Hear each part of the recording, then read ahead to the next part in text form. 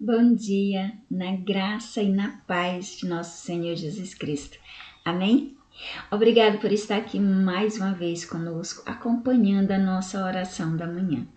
Hoje, dando continuidade à nossa oração da manhã, iremos ler o capítulo de número 6 do segundo livro dos Reis. Amém?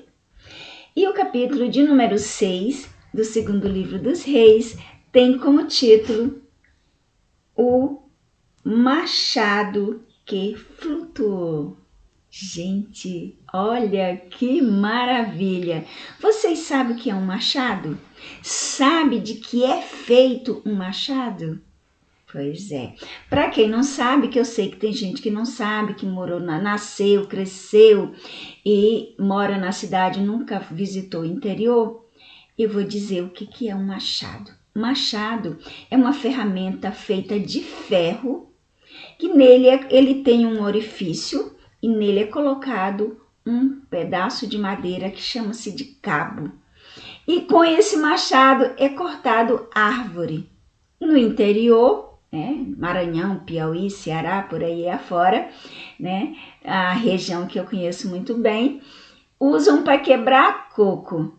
Coco babaçu é quebrado com machado. Minha mãe fez muito isso e eu, quando era criança, né, também fiz muito isso.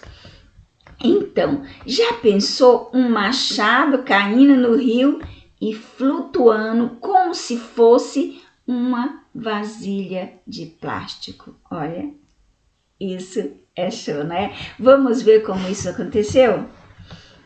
E disseram os filhos dos profetas a Eliseu: eis que o lugar em que habitamos diante da tua face é pequeno para nós todos. Vamos, pois, até ao Jordão, tomemos de lá, cada um de nós, uma viga, e construamos um lugar em que habitemos. Respondeu ele, ide. E foi com eles, e chegando eles ao Jordão, cortaram madeira. E foi com eles, chegados ao Jordão, cortaram madeira. Disse um: serve-te de ires com os teus servos. Ele tornou: eu irei. 5. E sucedeu que, derrubando um deles um tronco, e o ferro caiu na água, e ele exclamou: ai, meu senhor, ele era emprestado. Eliseu faz flutuar um machado. Perguntou o homem de Deus: onde caiu? Mostrou-lhes ele o lugar. Então Eliseu cortou um pau e lançou-o ali e fez flutuar o ferro. E disse: levanta-o. Então ele estendeu a sua mão e o tomou. A ação de Eliseu na guerra contra os sírios. O rei da Síria fez guerra a Israel e, em conselho com seus oficiais, disse: em tal lugar estará o meu acampamento. Gente, só voltando um pouquinho, para falar um pouquinho mais do machado, porque isso é uma coisa assim tão especial. Veja bem, aqueles homens, eles eram pobres, não tinham condição, não tinham ferramentas e precisavam cortar a madeira. E aí pegaram emprestado. Quer dizer, um deles, né, pegou o machado emprestado. Não se sabe se os outros também pegaram emprestado. Nós falamos desse, né, que o machado caiu. Ele pegou esse machado emprestado. E quando aquele machado caiu, ele deve ter ficado aflito. Por quê? Se ele pegou emprestado é porque ele não tinha condição de comprar um. Então, como ele ia pagar aquele machado? Então ele gritou logo: ai, meu senhor, o machado era emprestado. E agora? Como é que eu faço? Ele deve ter ficado aflito, né? Então o homem de Deus foi lá e sendo ele um homem usado por Deus, fez aquele machado flutuar. Olha que bênção! E com certeza foi assim uma coisa que deve ter sido notícia em toda a redondeza, né? E o nome do Senhor foi glorificado, com toda certeza, não é verdade?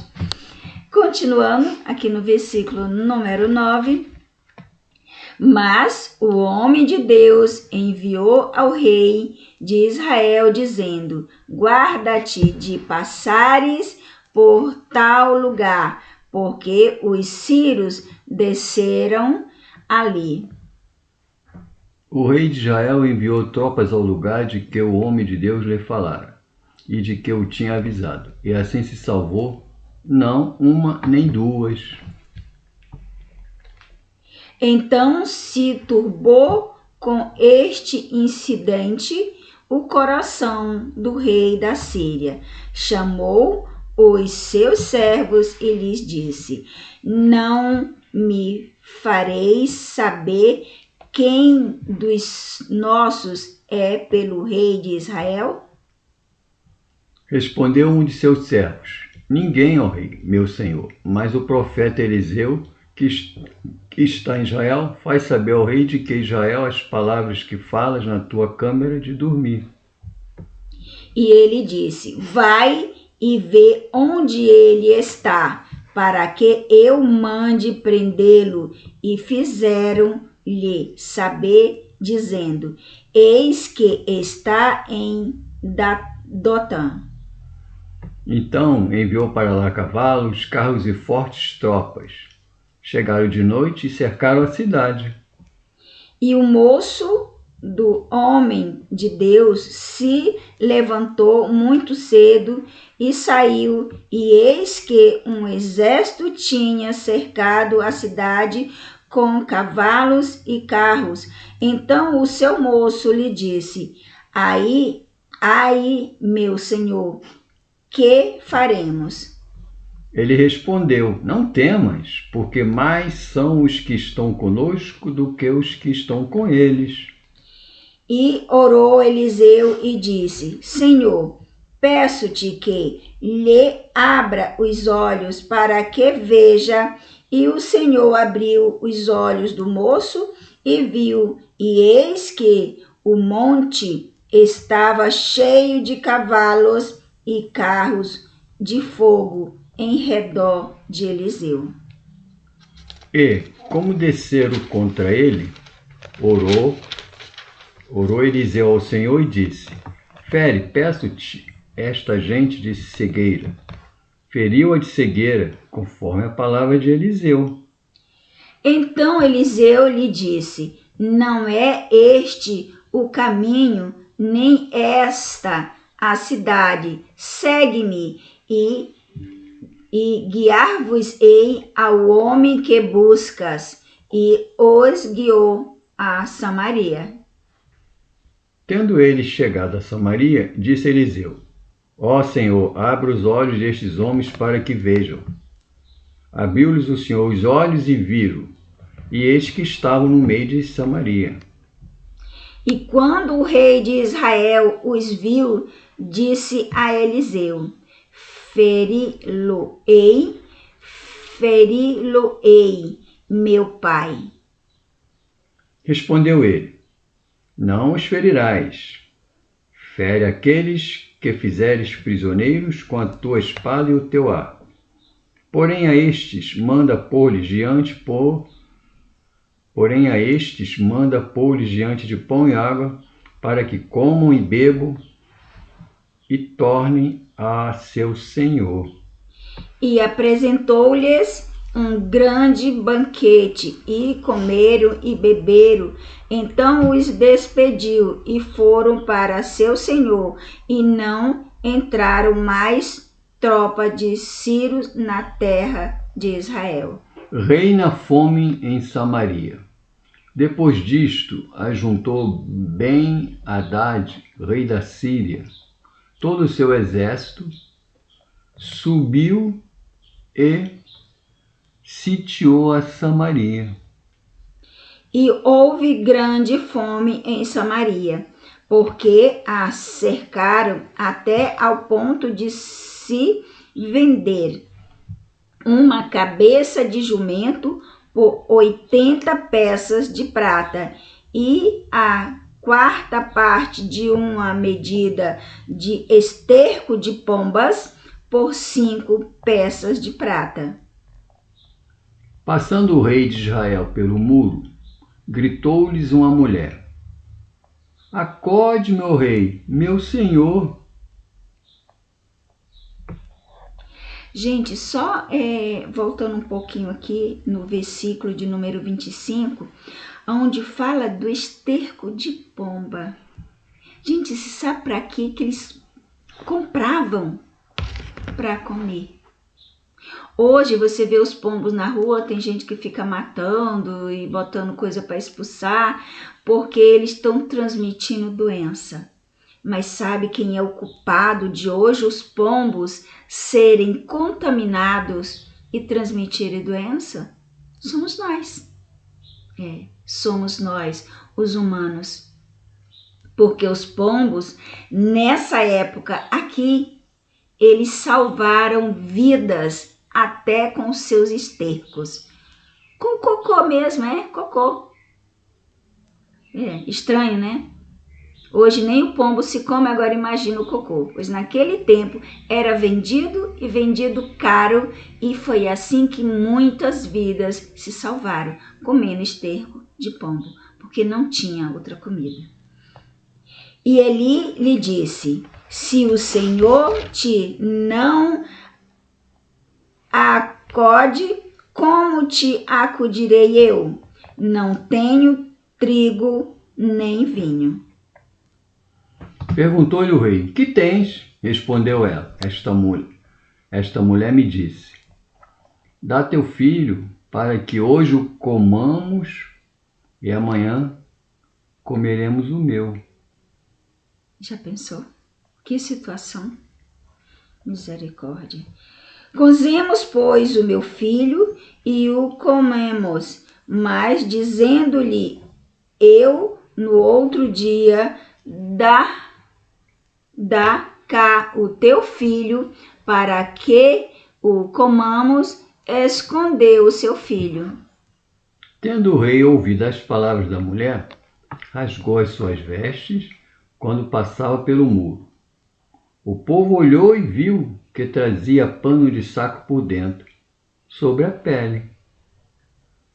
E disse assim: me faça Deus o que bem quiser, se a cabeça de Eliseu, filho de Safate, hoje ficar sobre ele. Eliseu prediz a abundância de víveres. Estava, porém, Eliseu sentado em sua casa, juntamente com os anciões. Enviou o rei um homem de diante de si. Mas antes que o mensageiro chegasse a Eliseu, disse este aos anciões: Vedes como o filho da homicida mandou tirar-lhes a cabeça? Olhai quando vier o mensageiro, fechai a porta e empurrai-o com ela.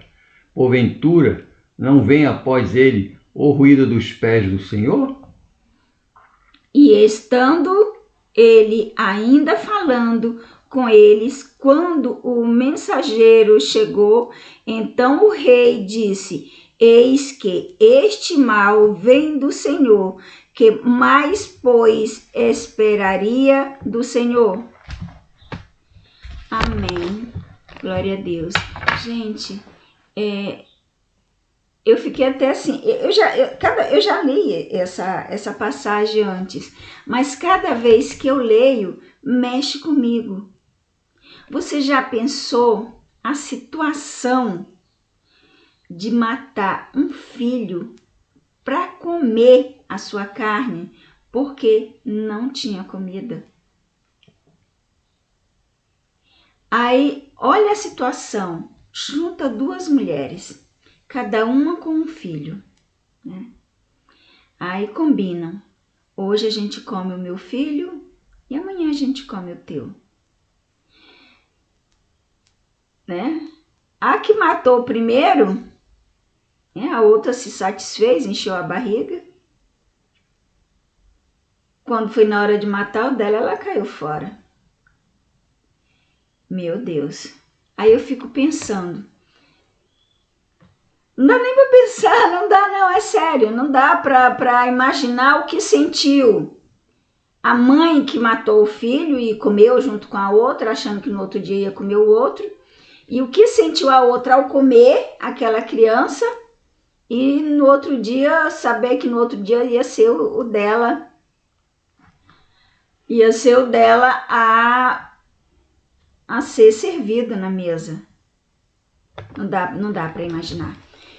E cada vez que eu leio essa passagem, eu fico assim, eu me desando toda. Mas só a misericórdia de Deus, que depois veio uma situação mais favorável e aquela fome foi passando, mas o que esse povo deve ter passado, só eles mesmos poderiam citar, que entender quem está de fora é muito complicado. Gente, obrigado por chegar até aqui com a gente, por ouvir o vídeo até o final. Que Deus abençoe a sua vida grandemente, poderosamente. Que todas as bênçãos que você vem pedindo, que seja recebida por você. Que Deus abra todas as portas que precisam ser abertas e que te capacite para ultrapassar cada uma delas e atingir o teu alvo. Amém? Gente, só não esquece de uma coisa. Realizar sonhos é muito bom. Realizar os desejos dos nossos corações é muito bom. Mas a Bíblia diz que só tem 2 caminhos. Um que leva para o céu e outro que leva para a perdição. Então vamos escolher o caminho certo. Prepara-te, porque Jesus está voltando. Amém?